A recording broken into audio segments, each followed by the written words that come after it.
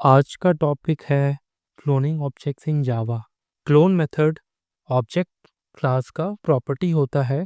क्योंकि clone method आपके object class का प्रॉपर्टी होता है, तो हम लोग क्लोन को ओवरराइड कर सकते हैं based on our implementation and it should start working as expected. But wait, Java will still throw cloneable not support exception. Why? आज के वीडियो में हम समझेंगे सिर्फ क्लोन को ओवरराइड करना क्यों काफ़ी नहीं है और क्यों क्लोनेबल इंटरफेस को इम्प्लीमेंट करना ज़रूरी है। सबसे पहले लेट्स सी व्हाट हैपेंस अगर आप क्लोन मेथड को ओवरराइड करते हो बिना क्लोनेबल इंटरफेस के। Let's try to see with an example. मैंने यहाँ पर एक यूज़र डेटा नाम का क्लास बनाया है जिसमें मैं बेसिक प्रॉपर्टीज़ को ऐड कर रहा हूँ, such as name, phone number, age and email. And सभी प्रॉपर्टीज़ के लिए मैंने यहाँ पर गेटर एंड सेटर ऐड कर दिया है। एंड यहाँ पर मैं क्लोन मेथड कॉल कर रहा हूँ। आप यहाँ देख सकते हो clone is a property which is defined in the object class and इसका एक्सेस मॉडिफायर प्रोटेक्टेड है।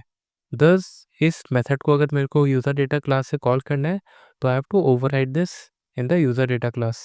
तो लेट्स ट्राई टू अंडरस्टैंड कि जब मैं क्लोन मेथड को कॉल कर रहा हूँ तो ये कैसे काम करता है। जब क्लोन कॉल होता है तो सुपर डॉट क्लोन एक नया ऑब्जेक्ट बनाता है जो यूज़र डेटा क्लास का ही होता है। ये नया ऑब्जेक्ट मेमोरी में ओरिजिनल ऑब्जेक्ट से अलग होता है। नए ऑब्जेक्ट में ओरिजिनल ऑब्जेक्ट्स के सारे फील्ड्स जैसे name, phone number, age, email की वैल्यूज़ कॉपी हो जाती है। मतलब ओरिजिनल ऑब्जेक्ट्स और क्लोन ऑब्जेक्ट के फील्ड वैल्यू सेम ही रहेंगे। क्लोन एक शैलो कॉपी रिटर्न करता है। इसका मतलब है कि प्रिमिटिव फील्ड्स जैसे इंट डायरेक्टली कॉपी हो जाते हैं। इम्यूटेबल ऑब्जेक्ट जैसे स्ट्रिंग का रेफरेंस कॉपी हो जाता है, लेकिन स्ट्रिंग इम्यूटेबल होने की वजह से ये सेफ है।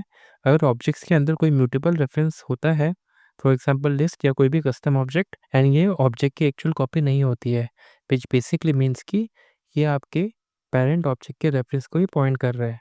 तो चलिए अब इसको रन करके देखते हैं कि यहाँ पर कैसे काम कर रहा है। तो इन द मेन मेथड मैं यूज़र डेटा का एक ऑब्जेक्ट बना दिया and I am calling the clone method. Let's try to see कि यहाँ पर क्या प्रिंट हो रहा है।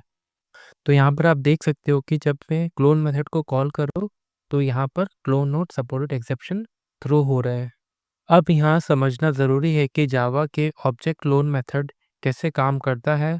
जब आप सुपर डॉट क्लोन को कॉल करते हो, जेबीएम इंटरनली चेक करते हैं कि क्लास क्लोनेबल इंटरफेस को इम्प्लीमेंट कर रहा है या नहीं कर रहा है। अगर नहीं करता है तो ये एक्सेप्शन थ्रो होता है। तो अब हम लोग यहाँ क्या कर सकते हैं, वी कैन यूज़ है क्लोनेबल इंटरफेस। क्लोनेबल एक मेकर इंटरफेस है। मेकर इंटरफेस का मतलब क्या होता है, एक ऐसा इंटरफेस जिसमें कोई मेथड नहीं हो। जावा में क्लोनेबल इंटरफेस का यूज़ करके क्लोनिंग बिहेवियर को एक्सप्लिसिट बनाया गया है। ये आपका कंसिस्टेंसी एंड प्रेडिक्टेबिलिटी को मेंटेन करता है। जावा में क्लोनिंग मैकेनिज्म को इस तरह से डिज़ाइन किया गया है कि हर क्लास जो क्लोनिंग सपोर्ट करता है उसमें ये क्लियर होना चाहिए कि वो क्लास क्लोन की जा सकती है। अगर कोई क्लास क्लोनेबल इम्प्लीमेंट नहीं करता है तो वो क्लोनिंग के लिए एलिजिबल नहीं है। इसलिए एक्सेप्शंस को अवॉइड करने के लिए क्लोनेबल यूज़ करना ज़रूरी है। तो चलिए इस एग्जांपल में आप क्लोनेबल इंटरफेस को इम्प्लीमेंट करते हैं। तो मैंने इसी यूज़र डेटा क्लास को डीमॉडिफाई कर दिया है and I M now implementing the clonable interface. अगर आप इस इंटरफेस को क्लिक करोगे, आप यहाँ पर देख सकते हो कि ये एक मेकर इंटरफेस है जहाँ पर कोई भी मेथड डिफाइन नहीं है। एंड आई वुड रिकमेंड कि आप इस डिस्क्रिप्शन को पढ़िए। यहाँ पर एक काफ़ी अच्छा डॉक्यूमेंटेशन दिया गया है जावा की तरफ से, एंड जो भी मैंने डिस्कस किया है सेम चीज़ यहाँ पर बताया गया है। तो चलिए अब वापस मेन मेथड में जाके देखते हैं कि यहाँ पर क्या प्रिंट हो रहा है, डज इट गिव एक्सेप्शन और नॉट। एंड यहाँ पर मैं क्या कर रहा हूँ, मैं दोनों का हैश कोड भी प्रिंट कर लेता हूँ जस्ट टू अंडरस्टैंड कि अगर दोनों ऑब्जेक्ट सेम है या डिफरेंट है। तो यहाँ पर आप देखोगे कि यहाँ पर पहले एक्सेप्शन थ्रो हो रहा था, but after implementing the clonable interface कोई एक्सेप्शन थ्रो नहीं हो रहा है एंड दोनों का हैश कोड भी अलग है। जब हम लोग क्लोन यूज़ करते हैं तो वो शैलो कॉपी बनाता है and primitive data type as it is copy हो जाता है, बट हम लोग म्यूटेबल डेटा टाइप्स के रेफरेंस को कॉपी करते हैं। So let's try to see an example for it as well.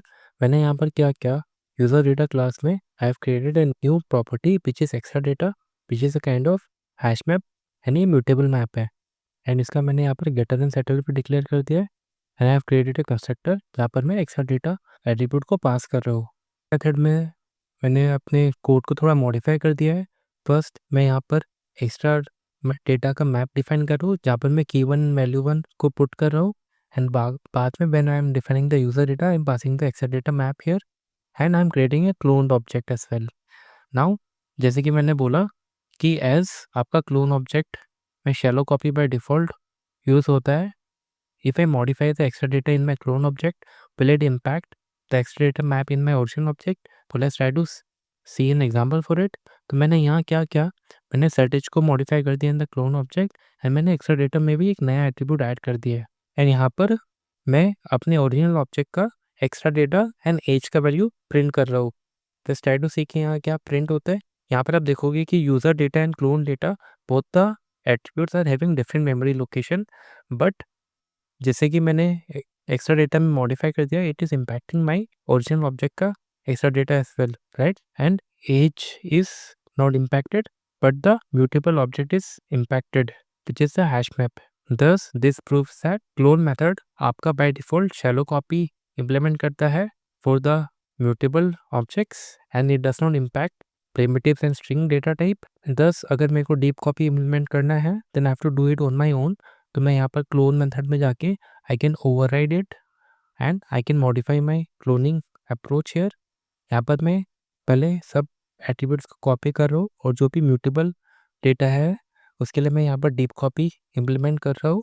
And अगर मैं वापस मेन मेथड में जाके इसको रन करूँ तो यहाँ पर आप देखोगे if I am modifying my extra data, तो ये मेरे ओरिजिनल ऑब्जेक्ट को इम्पैक्ट नहीं कर रहा है। यहाँ पर आप देखोगे when I am comparing the extra data map for clone in the original object, तो ये दोनों डिफरेंट आ रहे हैं। अगर आपको ये वीडियो अच्छा लगा, please like comment and subscribe to my channel. Do let me know अगर आपको कोई भी डाउट्स है इस टॉपिक के related. I would try to resolve it as much as possible.